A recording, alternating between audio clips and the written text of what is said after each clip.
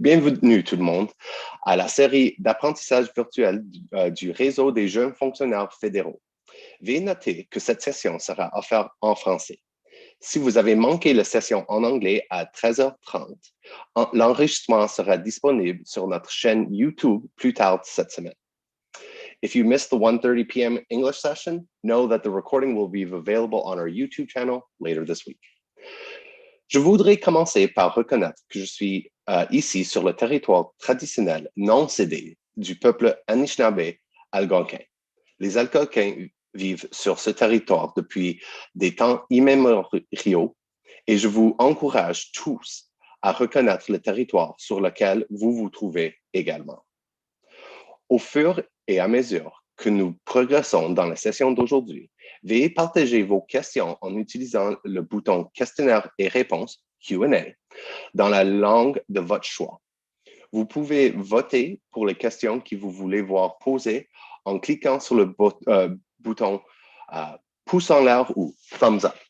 Veuillez noter qu'il n'y aura pas de portion questions et réponses lors de cette session. Toutefois, nous allons prendre vos questions, trouver les réponses et les partager comme ressources sur notre page GC Wiki du réseau des jeunes fonctionnaires fédéraux. En tant que personne qui travaille dans la fonction publique depuis environ 5 ans, je me souviens facilement d'un temps où, au début de ma carrière, j'entendais des termes comme le AIAPRP, section 34 ou relations de travail mentionnés dans des réunions et qu'un sentiment immédiat de confusion suivait. Certains de ces termes m'ont été expliqués assez rapidement car ils impactaient directement mon travail quotidien, alors que d'autres ont mis des mois, voire des années à saisir.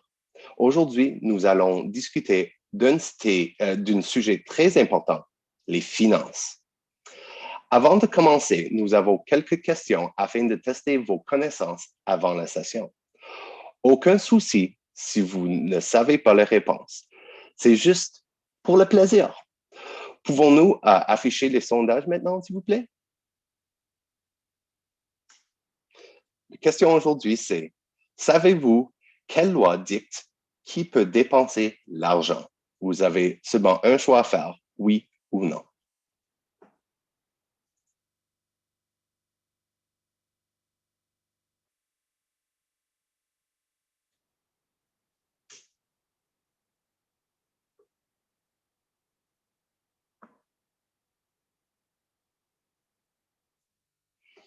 Génial. Alors, les réponses sont rendues. Nous avons eu une réponse de 33% pour oui, mais 67% pour non. Alors, ça me dit au moins que vous êtes à bonne session et vous avez beaucoup à apprendre avec notre panéliste Kevin et notre modérateur Reda. Alors, sans plus tarder, je vais passer la parole à Reda qui sera notre modérateur aujourd'hui. À toi. Excellent. Merci beaucoup, Justin. Bon après-midi à toutes et à tous. J'espère que vous portez tous très bien aujourd'hui, en ce très beau mardi après-midi. Dans un premier temps, j'aimerais d'abord reconnaître le territoire traditionnel non cédé de la nation algonquine d'Anishinaabe où je suis situé présentement et ainsi reconnaître les territoires traditionnels de partout au Canada où vous vous situez présentement. Pour me présenter très rapidement, je m'appelle Reda Bourgeois et je travaille présentement comme analyste politique à la Direction générale des politiques et des partenariats à relations couronne autochtone et affaires du Nord-Canada. Et je suis également le vice-président de l'apprentissage au sein du réseau des jeunes professionnels de mon ministère. Et aujourd'hui, comme Justin l'a très bien mentionné, j'ai le plaisir d'animer cette deuxième partie de notre session en français sur le thème de la finance. Alors, pour commencer, comme vous le savez certainement bien, la fonction publique est le plus grand employeur du Canada et les nouveaux employés, notamment, ont beaucoup à découvrir et aussi à apprendre. Alors qu'il s'agisse de règles, clés ou d'acronymes communs, cette série GC 101 qu'on vous offre aujourd'hui a vraiment comme objectif d'examiner plusieurs domaines fonctionnels, dont la finance, que l'on examinera aujourd'hui, afin de vous donner essentiellement tous les éléments de base dont vous avez besoin pour être d'une part informé, mais aussi pour bien réussir dans votre milieu de travail. Et aujourd'hui, comme Justin l'a très bien mentionné, nous avons le plaisir de discuter de la finance avec notre invité très spécial, Kevin Arsenault, qui est présentement directeur aux opérations de sécurité au Service correctionnel du Canada. Alors, encore une fois, merci beaucoup, Kevin, d'être parmi nous aujourd'hui. Alors aujourd'hui, au G601, nous allons notamment apprendre 5 termes clés en matière de finance. Et l'objectif derrière cette session, c'est vraiment de vous permettre d'acquérir des connaissances sur les lois, les règlements, les politiques et aussi les directives de base concernant les finances. Alors, sans plus tarder, je vais maintenant me tourner vers Kevin pour commencer notre discussion d'aujourd'hui. Alors, Kevin, rebonjour. Première question pour vous. Pour quelqu'un qui vient de commencer au gouvernement et qui n'a pas nécessairement une base solide ou une formation spécialisée en finance, pourriez-vous, s'il vous plaît, nous éclaircir davantage sur la loi sur la gestion des finances publiques et aussi des personnes auxquelles elle s'applique? Merci, Léla, pour la question. En premier temps, juste pour faire référence au sondage qui a eu lieu avant l'introduction, j'ai vu que le 2/3, dans le fond, ne connaissent pas la loi sur la gestion des finances publiques, ce qui est normal, selon moi, parce que c'est quelque chose qui est assez particulier dans le sens que ça, c'est pas tout le monde dans leur rôle de fonctionnaire qui connaissent les détails. Mais aujourd'hui, je pense que l'exercice, c'est vraiment pour qu'on peut donner suffisamment d'informations pour, dans le fond, ce n'est pas intimidant. La réponse, dans le fond, à la question du sondage, justement, c'est la loi sur la gestion des finances publiques. C'est la loi qui donne vraiment le droit au ministère, au département d'exercer le pouvoir, si tu veux, pour dépenser les fonds. Puis souvent, quand on fait référence à la loi sur la gestion des finances publiques, il y a 3 sections, il y a 3 articles, si vous voulez, spécifiquement qui sont souvent discutés, entre autres. C'est l'article 32, 33 et 34.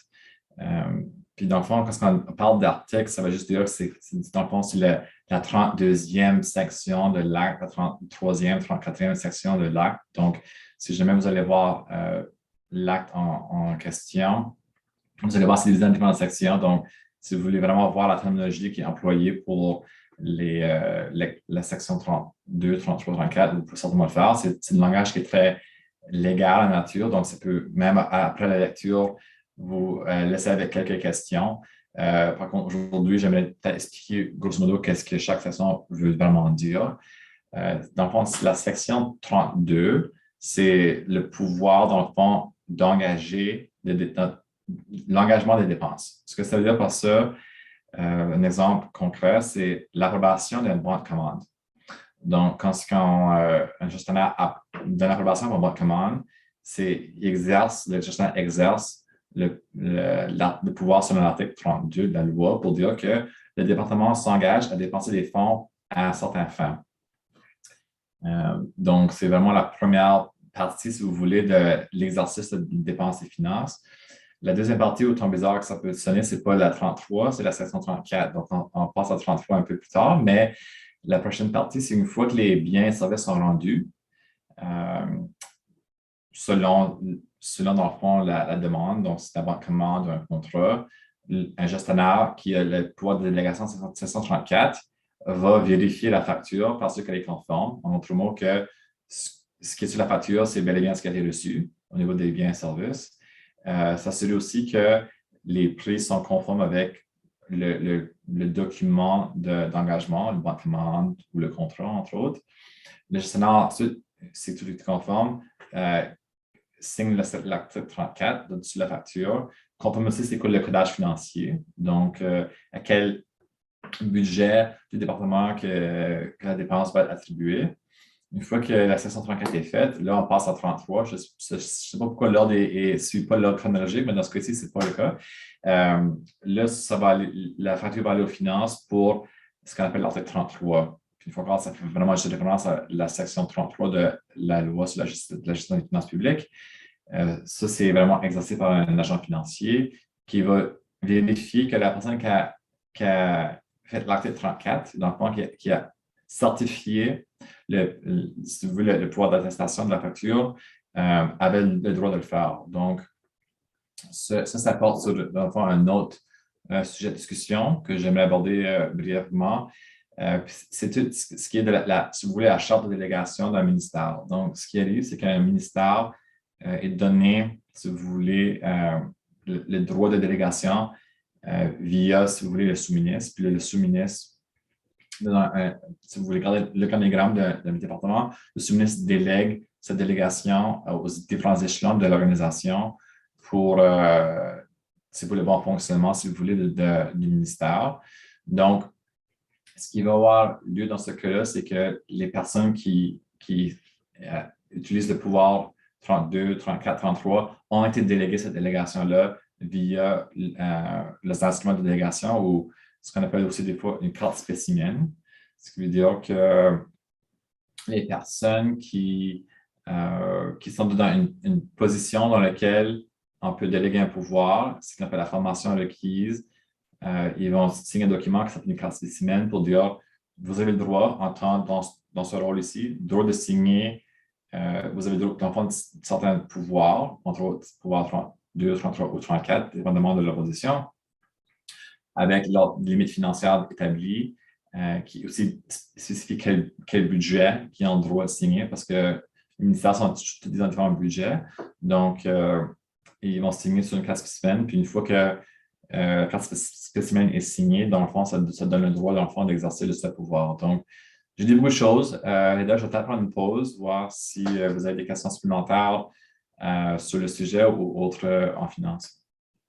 C'était super. Merci beaucoup, Kevin. C'était une très, très, très belle réponse. Et je suis certain que plusieurs d'entre nous sommes maintenant beaucoup plus à l'aise avec ces termes, les différentes sections, comme tu l'as mentionné, 32, 33 et 34, et pourront certainement, dans un avenir proche, en tout cas, je l'espère pour tous, être en mesure de les utiliser dans nos postes ou dans les postes de direction. Alors, encore une fois, merci beaucoup.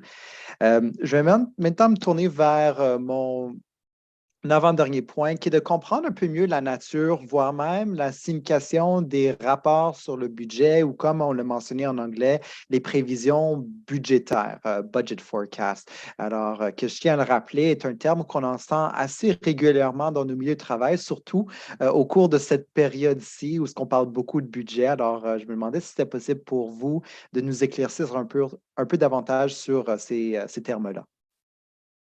Oui, certainement.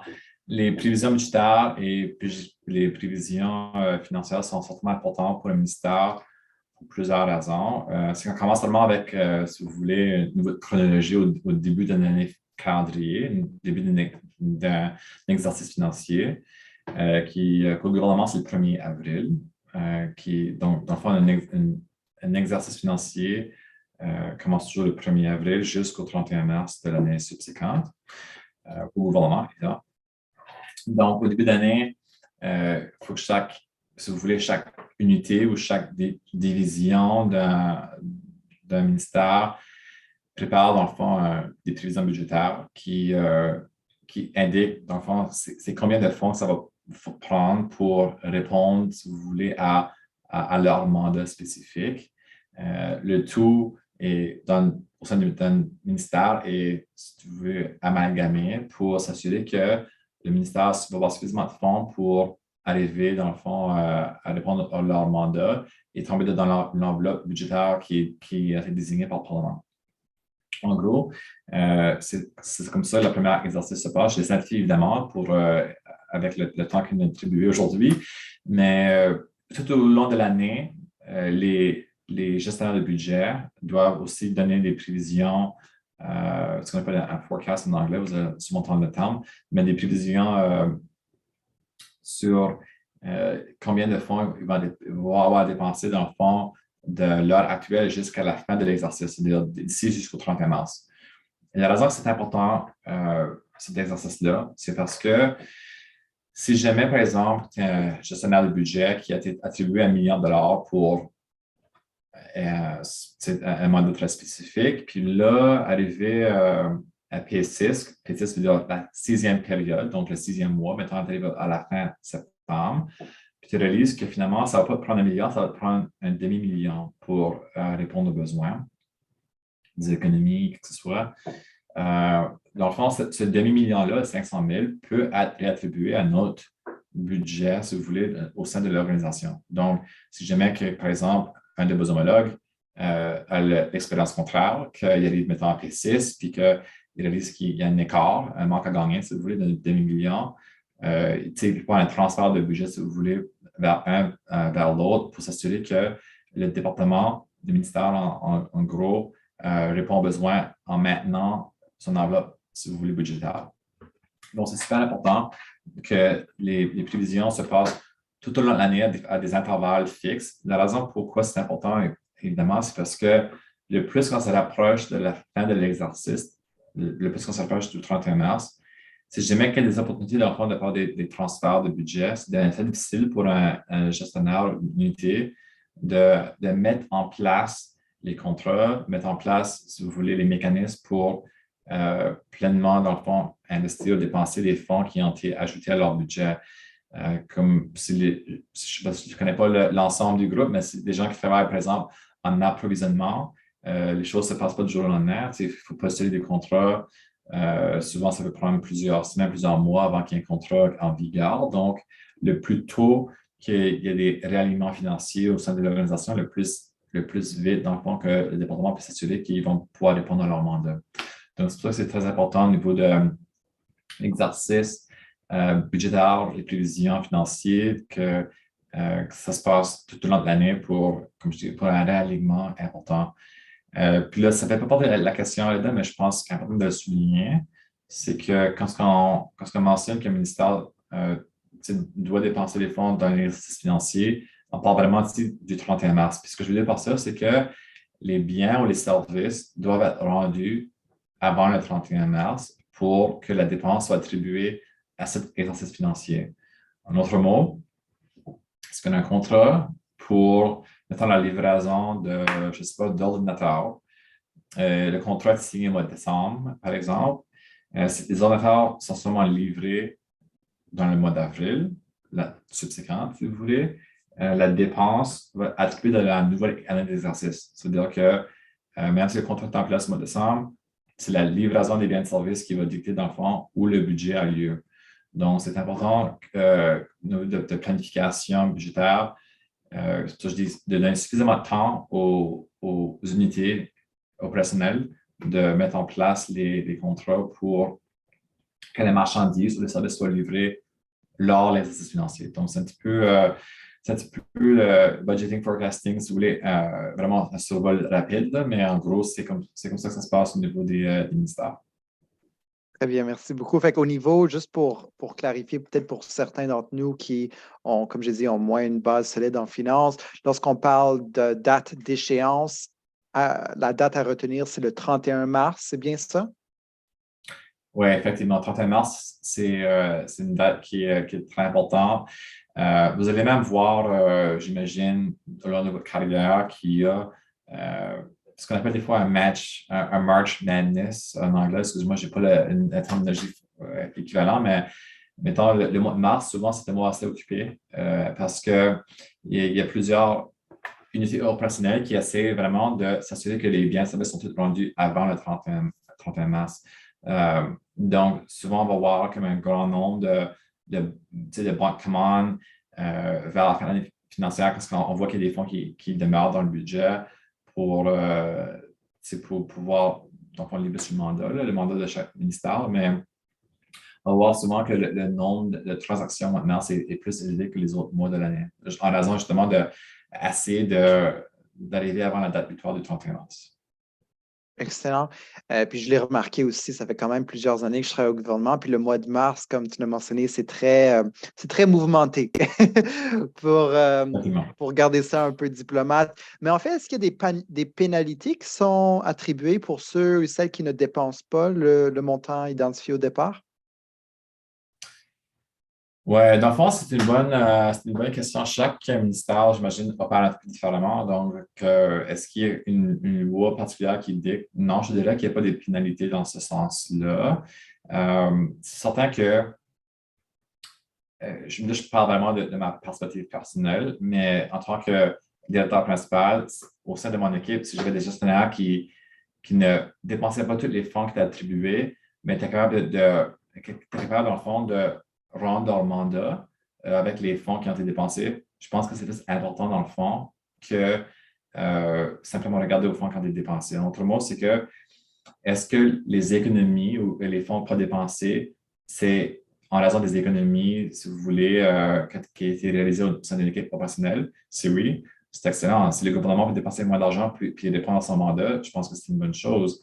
L'important dans ce cas-là, c'est que si je suis un gestionnaire délégué un budget, puis pendant les prévisions financières tout au long de l'année, que je ne déclare pas qu'il va y avoir, si vous voulez, des économies, puis que j'attends au mois de mars parce que j'aimais toujours avoir ça, comme on dit en anglais, un bon buffer. Si jamais j'aimerais avoir les fonds de côté, ça, je pense que c'est un comportement qui serait problématique. Puis en tant que mettant directeur, il y a des discussions franches avec le ou les gestionnaires, dans le fond, qui a cette pratique-là parce que comme j'expliquais tantôt, il s'explique qu'il y a d'autres parties de l'organisation qui ont des pressions budgétaires importantes qui pourraient prendre ces fonds-là puis livrer sur leur mandat, mettant qu'ils sont en péril en raison de leur pression budgétaire. Donc, je te dirais que ce n'est pas nécessairement pas dépenser les fonds qui est important. J'aimerais plus que les gens regardent est-ce qu'on lit le mandat d'enfant qui a été attribué à chaque unité. Puis si oui, puis il y a des économies, est-ce que ces économies-là ont été déclarées, si vous voulez, assez tôt dans l'année pour pouvoir un transfert budgétaire ait lieu à notre unité opérationnelle? Donc, je pense que c'est ça qui est le plus important au niveau de la mesure de performance. Excellent. Merci. Merci beaucoup pour cette très belle réponse. Je vais maintenant tourner vers notre audience pour voir si nous avons des questions. Alors, si vous avez des questions pour une ou plusieurs questions pour Kevin, vous pouvez toujours l'écrire dans la boîte de clavardage. Je vois qu'il y a déjà une question d'une personne. Alors, je vais la lire pour toi, Kevin. Alors, la personne demande à quelle section du FAA correspond le fait de signer un accord de contribution ou un accord de subvention? Est-ce que c'est la section 32? Et aussi, est-ce que la personne qui a signé l'accord de contribution ou de subvention peut signer l'attestation de fonds ou section 34? C'est quoi? Je peux honnêtement dire que la réponse, je ne l'ai pas. La raison, c'est parce que je n'ai jamais travaillé dans Grants Contribution. J'ai travaillé principalement ma carrière au sein du service correctionnel qui, malheureusement, il n'y a pas une division de Grants Contribution. Donc, la réponse, j'imagine que je peux la donner de façon hypothétique, mais je ne mettrai pas ma main au feu, là. Dans le fond, je te dirais que si c'est vraiment dans ce cas-là, je pense que ça s'appelle 34 que pour un accord de subvention aux contributions qu'une 32. Parce qu'une 32, dans le fond, c'est vraiment une entente avec plus souvent que pas un fournisseur pour la livraison d'un bien ou d'un service. Puis la 34, dans le fond, c'est ce qui, si vous voulez, c'est ce qui vient avant le paiement de la 733. Donc, comme je n'ai pas travaillé dans les grants contributions spécifiquement, mais de ce que je peux imaginer, je pense que c'est plutôt la 34 qui ferait partie, dans le fond, de la question ici. Là. À moins qu'il y ait d'autres personnes qui sont sur l'appel qui ont une expérience particulière, mais au niveau de subvention ou contribution, je pense que c'est plutôt la section 34 dans ce cas-ci qui s'applique. Excellent, merci. Et pour la personne qui a posé la question, si vous voulez avoir plus d'informations, vous pouvez toujours envoyer un courriel à Kevin et je suis certain que ça lui fera plaisir de communiquer avec ses collègues pour arriver avec une réponse beaucoup plus détaillée. Je vais revenir, il y a une autre question qui a été posée. Vous êtes un peu familier avec cette question puisqu'elle a été posée pendant la session en anglais, mais je pense qu'elle est très pertinente, alors je vais la reposer. Alors, la question est de savoir, et là je vais citer, j'ai cru comprendre que la même personne ne peut pas exercer la section 34 et la section 33 pour la même transaction. Cependant, est-il possible que la même personne exerce la section 32 et la section 34? Oui, effectivement, c'est une bonne question. Puis la personne a très bien saisi, dans le fond, les paramètres de la loi. Donc, si on revient à un survol très rapide, dans le fond, la 32, c'est le pouvoir d'engagement de dépenses. 34, c'est l'attestation, dans le fond, le pouvoir d'attestation quand on certifie que la facture a été la facture est conforme si vous voulez, au contrat ou au bon de commande. La 733, c'est le pouvoir de payer, dans le fond. Puis la 733, dans le fond, elle valide que la personne qui a fait la 734 a bien fait son travail et a le pouvoir de délégation. Donc, c'est logique que, c'est comme pour ça, de cette optique-là, le 33 vérifie, dans le fond, dans le sens où vérifie un peu le travail qui a été fait par la personne qui a fait 34. Donc, on ne va pas s'auto-vérifier. Donc, c'est logique que la personne qui fait 33, l'article 33 ne peut pas à la fois faire l'article 34 ou vice-versa sur une transaction. Donc, c'est effectivement sur le cas. Pour ce qui est de la 32, un gestionnaire peut approuver, si vous voulez, un bon de commande, un contrat, ce qui engage les fonds, et à la réception des services, des biens et la facture, peut faire l'attestation, dans le fond, sur sa facture pour dire que les services, les biens sont rendus conformes avec le bon de commande, avec le contrat. Donc, une personne peut faire 732-34, mais c'est effectivement le cas qu'une personne qui fait l'article 33 ne peut pas à la même fois faire l'article 32 ou 34 sur la même transaction.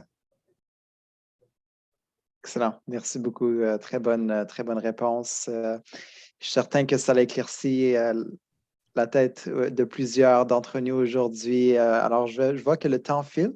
Il reste seulement 4 minutes. Alors, je pense que je vais passer maintenant à la conclusion. Alors, merci beaucoup, Kevin. Je vais dire à nouveau, en français cette fois-ci, vous êtes vraiment une mine de connaissances.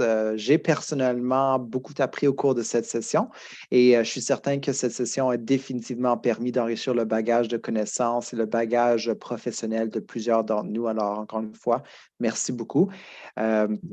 Sur ce, si vous souhaitez en savoir plus sur ce sujet, sur le sujet de la finance ou d'autres sujets connexes, n'hésitez surtout pas à consulter la page ressources du wiki du Réseau des jeunes professionnels, le Réseau des jeunes fonctionnaires fédéraux ou en d'autres termes, afin d'obtenir des hyperliens vers les politiques et aussi pour en savoir plus sur les prochaines opportunités d'apprentissage.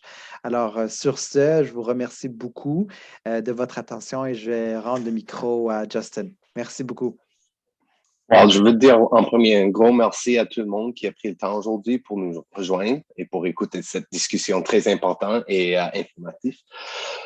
En plus, je veux dire un gros merci également à Kevin et à Reda pour votre expertise et votre modération. L'enregistrement sera disponible sur notre chaîne YouTube plus tard cette semaine. Assurez-vous de vous inscrire au prochain événement JC 101 où vous apprendre le jargon ressources humaines. La semaine prochaine, même jour, même heure. Assurez-vous également de vous inscrire à nos journées d'apprentissage en personne et à nos 5 à 7. Si vous habitez à ou près de Montréal, Toronto, Halifax ou Vancouver. Enfin, notre inscription de compte de carrière 2023 est maintenant en ligne. Découvrez pourquoi c'est l'événement le plus populaire du gouvernement du Canada. Vous pouvez retrouver tous les liens description soit dans le chat ici ou en nous suivant sur nos réseaux sociaux. Alors, une autre fois, un grand merci à tout le monde et bonne fin de journée.